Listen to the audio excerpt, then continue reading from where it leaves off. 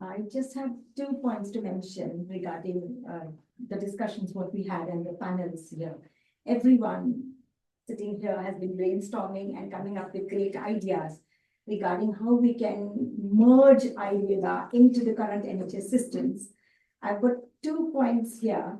One is the one challenge what I actually faced regarding conducting clinical trials. And for that, out of the 4 suggestions or 4 panels what we had, the most important thing what I personally believe is propagating or taking this to the society.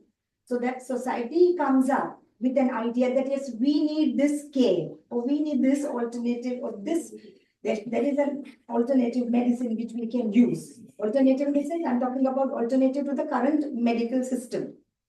So if the patient is telling the doctors or patient is coming forward and asking that, can I get this? I have heard something about that this also can be a second option of treatment. Then we can move more quickly and concretely forward, because when I tried to conduct a clinical trial and when we approached the NIHR or the National Institute of Health and to run this trial in the NHS or to get approval so that we go and it is easy for the NHS GPs and everyone to conduct, because once it is accepted by the NIHR, then it is very easily accepted by the NHS institutes. And that time NIHR told us that, sorry, we don't think that this is going to add value to the NHS and value to our population.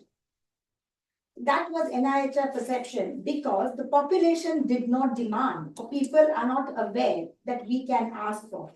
So if you try to, where we are talking about publicity and making people aware, so if we try and build up on that base and come up with a concrete structure of making people aware, then only we can take it forward. And in the meantime, of course, Dr. Gupta and the rest of the team who are already in the NHS or who knows how NHS works. I am in the NHS, I know how it works.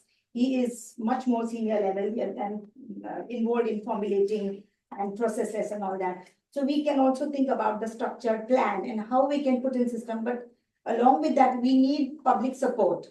And when we are talking about getting funding for research and all, my clear and sincere suggestion would be, do not waste your valuable time and your resources in asking for fund from smaller organizations.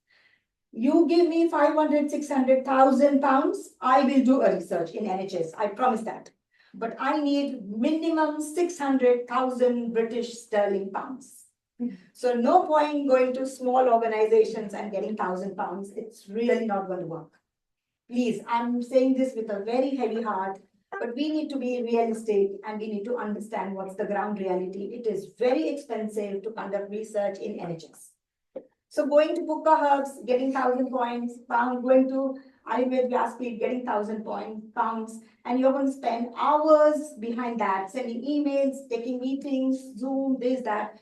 It is really not going to work. We're still going to be very, very short.